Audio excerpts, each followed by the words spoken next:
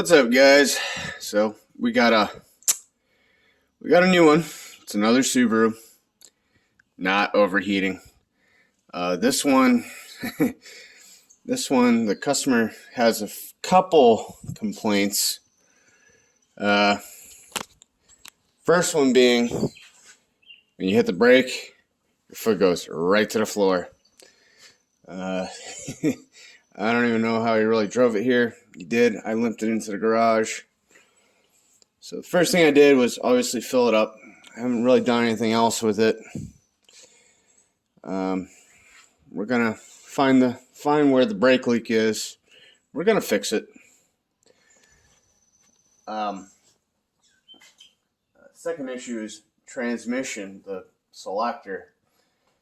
You have to like yank it into neutral and throw it back into reverse for reverse, and then you gotta throw it in like third for drive. So there's something going on with the shift linkage.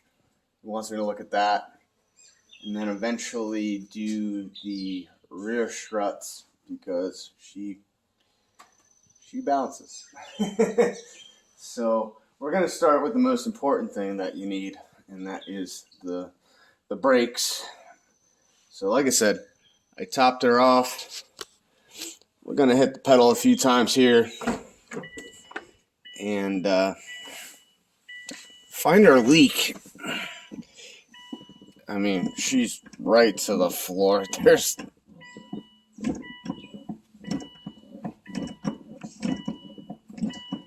Alright, I'm hearing a hiss. Hearing a gush in the rear. Is there a way to put on the flashlight while I'm recording? I don't think so. Alright, so let's see if we can grab a flashlight. Do we have one floating around anywhere? We have this one, but this one ain't super good.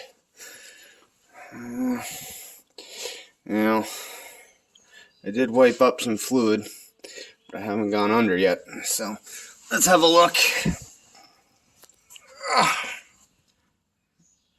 Well, there's your visual, and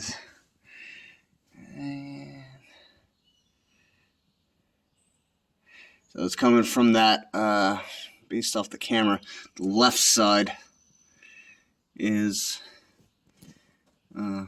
popped right there, and the right one, she is right behind, so we're gonna do both. And they go right up into the grommet. And that grommet, for looking at it, I've never done one of these before, so it's going to be right under the rear seat. So, how does everything else look? I really don't want to get under there until she's done dripping. But we might be changing the lines, going all the way to the calipers themselves. You know, if you're gonna fix one that's screwed up, I like to fix them all because it's a matter of time. And brakes, I really don't like to screw around with brakes. So let's have a look here. She is a little crusty and rusty, folks. You know, I've seen worse, but you know, she is prime definition of crusty and rusty. That's your soft line. Here's your hard line. She's good over there, but I think on that other side of that block, it was not pretty. So we're gonna make it happen.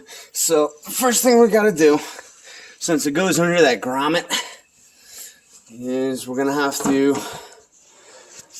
pull up this rear seat here, whatever that size bolt is. Both sides, and I think the seat just pops right out. So that's where we're going to start. We're going to get under the seat because on these I know they do run under the seat, like inside the car, through the firewall, and there they are, right there to the left. Sorry about the lighting, but right there on the left. So that's how I believe these lines are run. I know they do go up and in, so it makes logical sense. So we're going to start there. My plan is to cut it, because we know the interior ones are going to be okay. We know the ones in the hood, put by the ABS module. Everything looks non-crusty. Nothing looks like it's ready to pop. So everything's healthy, except this is why you got to do undercarriage washes in the wintertime, or else the underside of your car is going to be gone. Up here in the Salt Belt region of Pennsylvania, you got to wash your car in the winter, folks, or else you're going to have problems. So we're going to be using just solid brass unions. They look identical to, what any brake line that connects anywhere in the vehicle. It has that same feature where you got to flare the line, and it fits beautifully in there. Don't ever use a compression fitting, please, for the love of God. And even some people are against these, but I never had one leak. You do your flares, you use your union, and life goes on. So if you're not a fan of these, click to the next video, because I like to keep a stockpile of these. I couldn't find my good one, so I got El Cheapo, but he'll get the job done with our basic, basic style brake line here. If you're using stainless or something, don't get Harbor Freight. Get a better brand. But honestly, I guarantee that piece of brake line will outlast this car. So why spend the extra money on stainless or that what is it, Nikon, nickel, copper, whatever crap I've never used, because again, if a car's already rotting its brake lines, it's not going to last another, let's see, this is 2004 or 2004, so we're in 2022, so you got, you do the math. I'm tired. I worked a long shift last night, but it's not going to last, again, double the amount. So I'm going to get that rear seat removed, and I'm going to show you. We're going to make our cut and flare it up, and hopefully not forget our nut before we flare it, because I'm notorious for that. And we're going to bend up some brake line and get this thing back tip top in the rear. So I'll remove the seat, whatever size that is. I believe they're 14. I don't know. It's been a long time since I had to remove a rear seat on a Subaru. Actually, that white one that I made a video on, oh wow, it's not 14, it's 12. That white one needed a new fuel pump. Right after I redid the engine, it would not start. It turned out to be no fuel pressure, no fuel pump. I don't know what happened there. That was like a weird coincidence.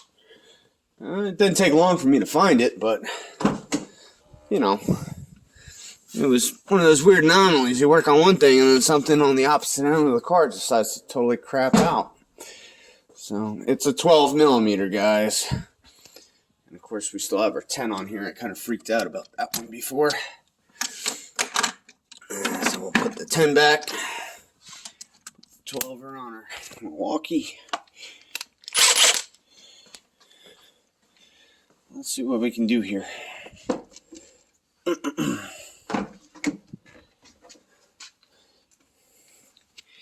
So, thank God for a light on the end of the impact, right? Alright, that bolt made it out.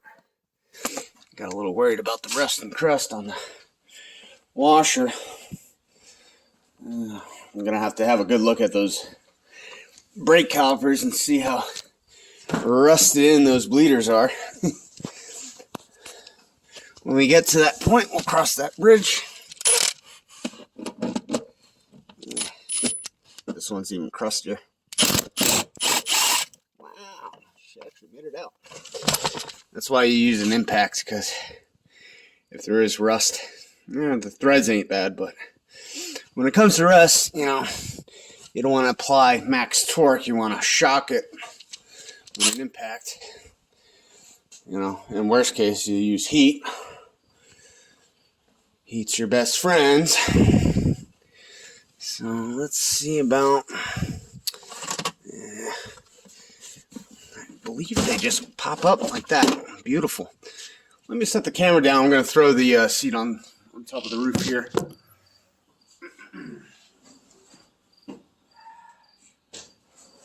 Let's see what we see. If we got it right, or if brake line's somewhere else.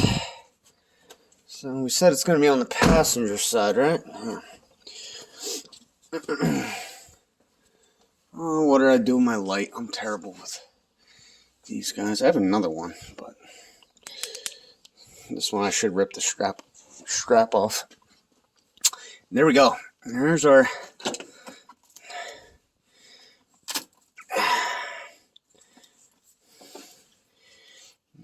wonderful fuel lines.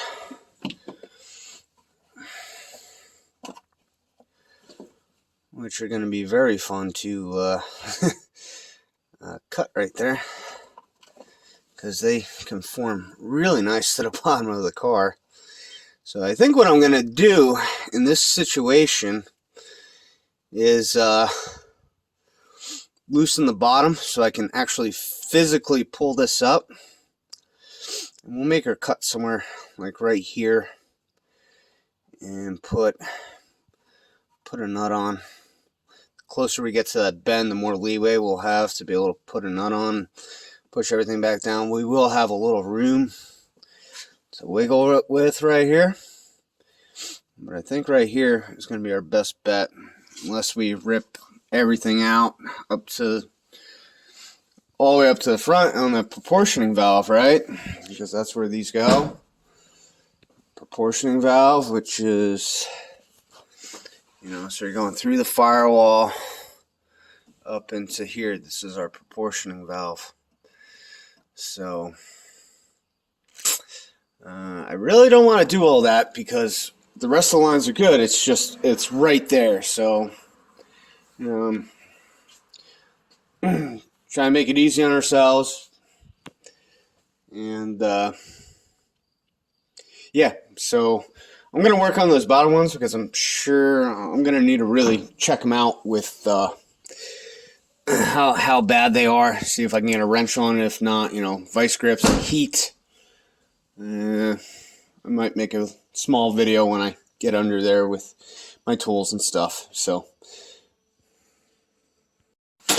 alright, we got to kind of go to a plan B here, folks. I tried heating up on this guy, but because of the fluid dripping and stuff, everything's catching on fire. Gas tank's right there. So, I keep heating it up and keep blowing it out and trying it. I'm just bending the whole bracket that this connection point is on. So I'm going to try heating up that bolt a little bit and give her a tickle with the impact. See what happens there. So, let's fire up the acetylene.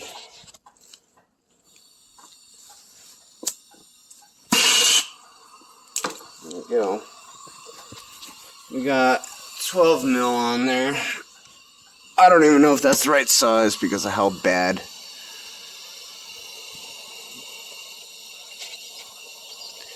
And I like this little torch because it has such a fine tip on it that you can just pinpoint exactly where you want it.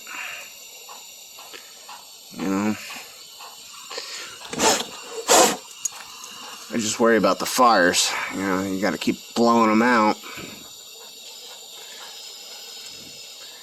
If you get it too hot, it's just going to keep self-igniting. So I want to get this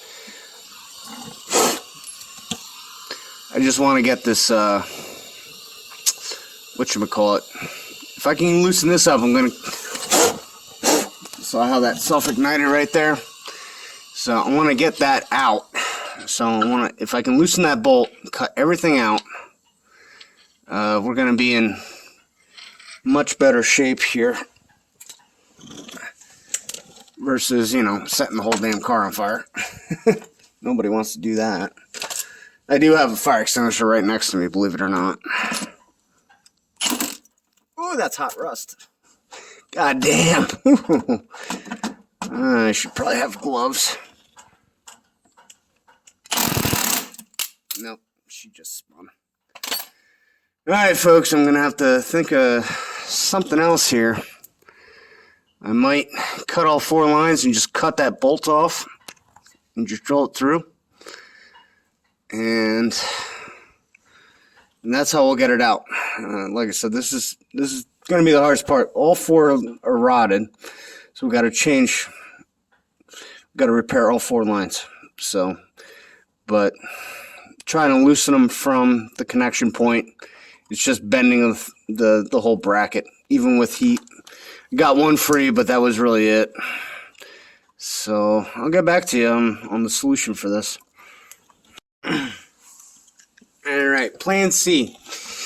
Oh man, my flashlight. Why don't we just cut the damn lines right there, bend them out of the way, so that way we can safely heat on this guy and work on getting those fittings out. I believe that'll work. We gotta watch because this is a hot fluid, so we gotta just keep working it. This little guy here. There shouldn't be much to it since it's already rotted. And yes, I have a flashlight in my mouth.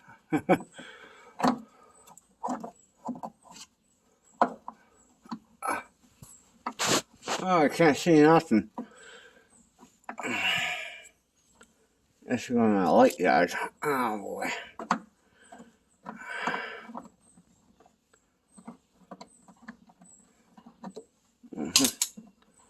Alright. Believe it or not, we are free. Sorry for the dark video, but we are totally free now. See that? That's good. Now we can work it up and get it out of the way and just safely heat on this without any fluids dripping down and catching on fire. And that'll be that.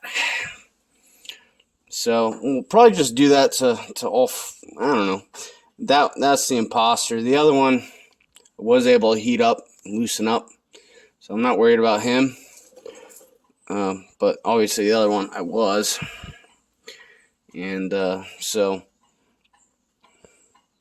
we'll get him out of the way now and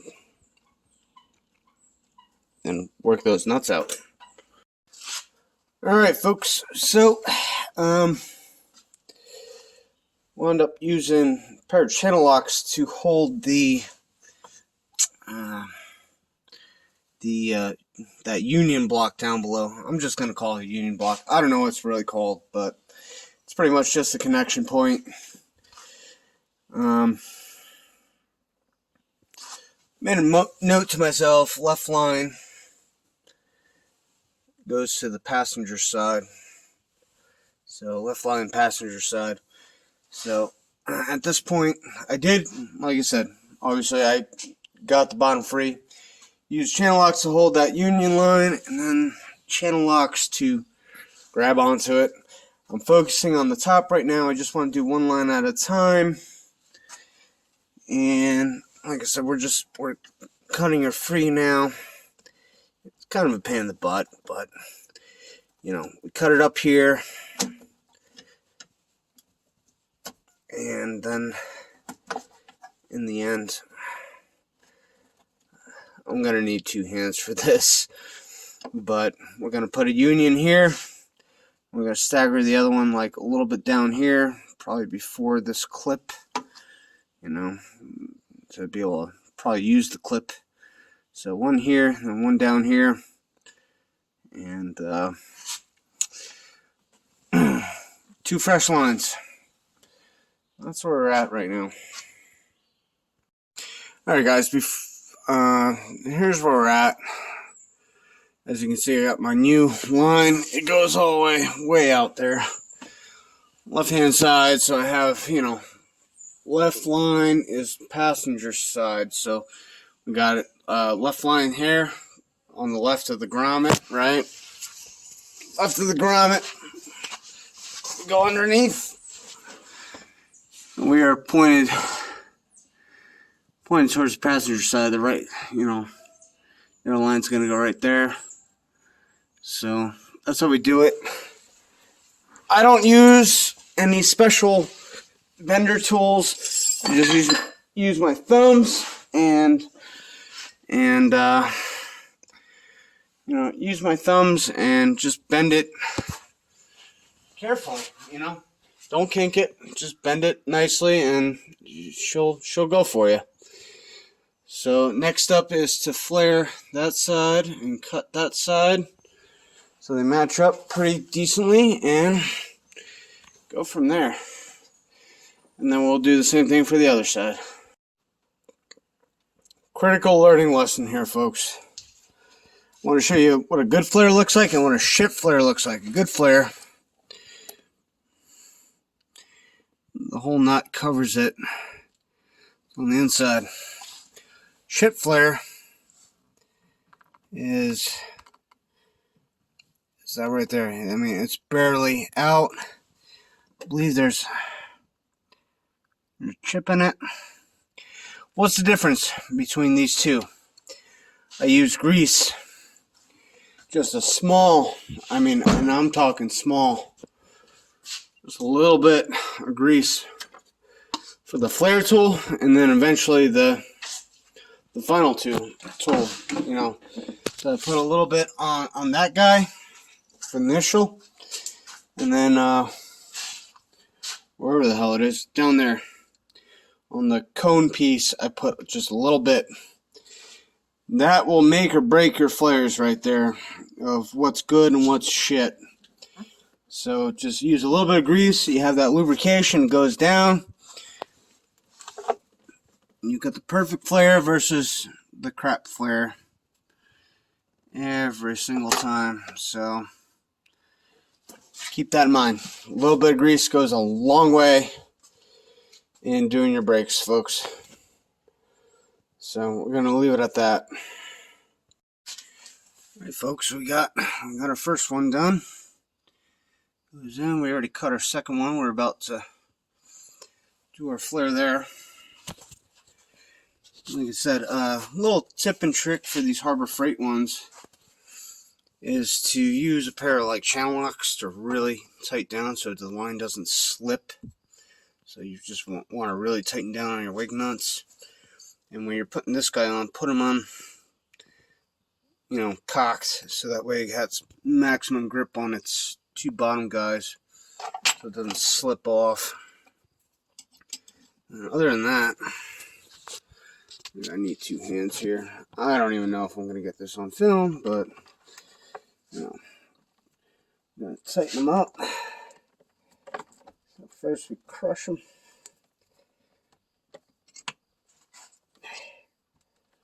Until it stops. Back off. Move that guy. Put the tip right in there. We're already greased. Remember, grease is key to help everything move along. And then we just go down with it. And you can watch as it flares. You don't want to go too crazy, but you want it to look like a brake line flare. Once it stops,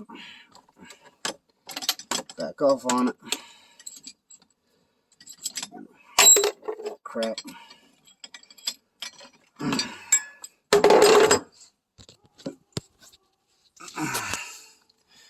you can see, nice beautiful flare. And obviously we need 2 hands for that. I'm gonna get a union on. Obviously don't forget your nuts. Put that on first before you do anything else. And then we're gonna pull him down. We're gonna bend the new one up to match that one and tighten everything up down below. And then we got obviously 2 lines going out that are also pretty rotted, so we're gonna repair those. And from what I saw, from what I read on the internet, this is actually a pretty common problem for it to just rot out right there. Nowhere else, but right there at that bottom union. It's kind of weird, but we're going to wrap this up for at least the top, and then we're going to tackle the bottom going out. Alright, so wanted to go over a little bit about bending pipes. As you can see, I always leave a lot of extra length here, because remember, that broke off right there, so we need the extra length there. And at the end here, we can always cut that off, but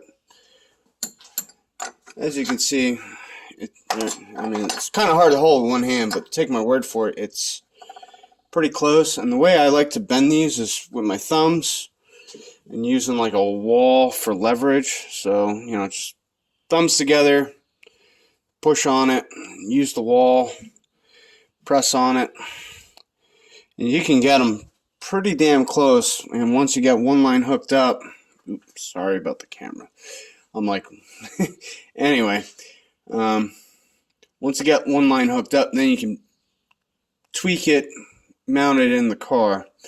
So now obviously we're going to flare, we're only going to flare one end because the other end we may have to cut. So we're only going to flare this end that goes under the car. So we're going to put a nut and flare him, and then the rest we're going to custom tweak until it fits nicely inside. So that's how I do them. You know, you don't need the fancy $20 tool to do these, as you can see. Pretty rotted. You know, rotted. So that's what we're going to do. We're going to flare them out and get them in. Alright folks, just want to let you know my last part of my game plan here.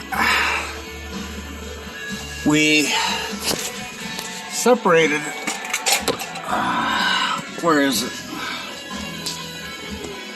The brake lines that are connected on the frame, we popped them off, we cut them. Now we're able to bring them down here and nicely flare them. So I'm starting with the top line. We're going to flare him first, get him back in, which is actually going to be this one, and then the other one, lower one, going into his respective spot. So we're going to put our union in over here, bring it down, bleed the brakes, and that's how we're going to do it. Don't mind my shop light. That's all I got right now. But that's how we're doing this. This is our game plan. Alright folks, so here's, I dropped my phone. Here's final product. 4 brand new repaired brake lines. Main thing you want to watch for is don't let it rub on, you know, any chassis components. And we don't have that going on, so we're in pretty good shape. The stuff is pretty easy to work with. So next up is going to be brake bleeding, which on these,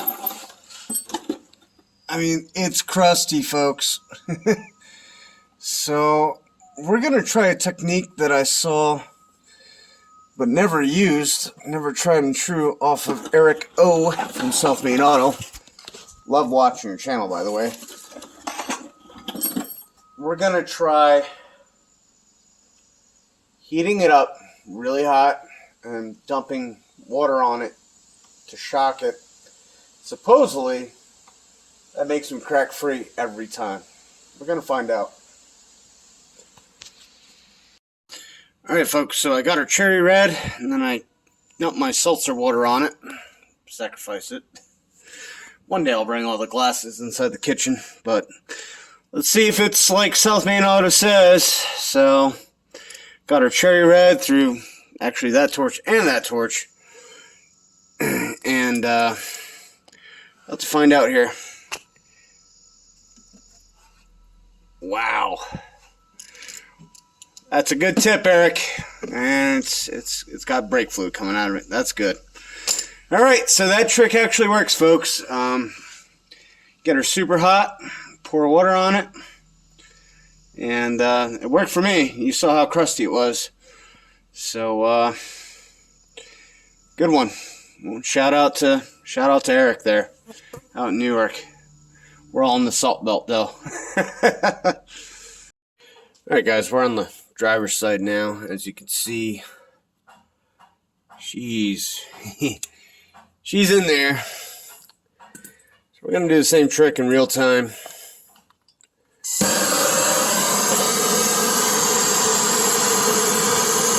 We're going to apply heat and then rapidly chill it.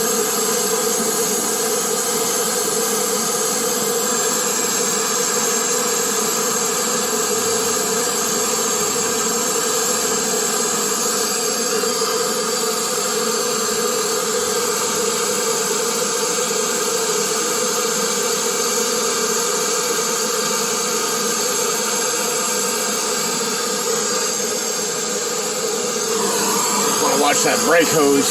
Don't want to get that hot.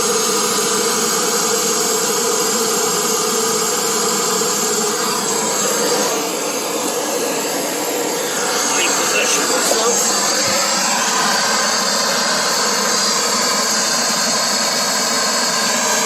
Sorry about that.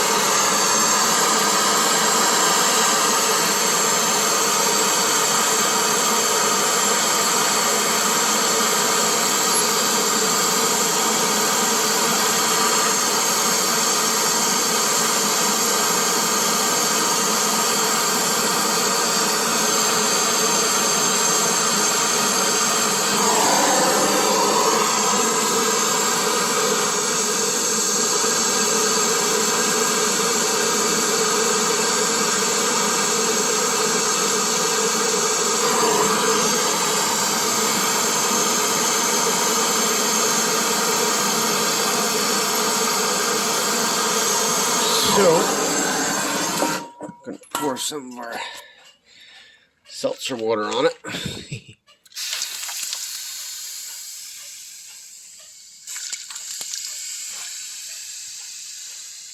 That should be good.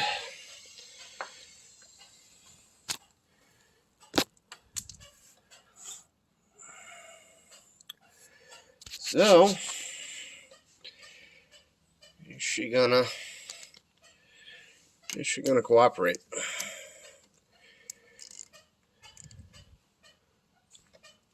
Wow. It actually did, folks.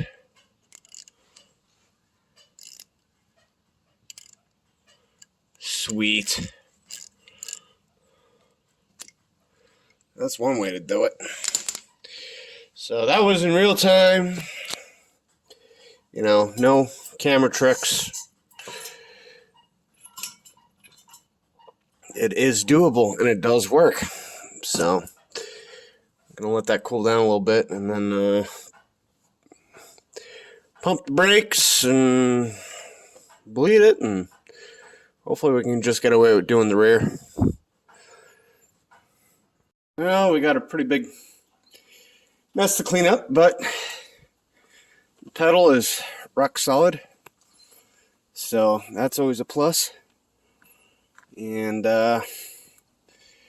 you know, that's it, folks. You know, just make sure you tighten up your lug nuts. Always double check for your leaks if you have any, fix them.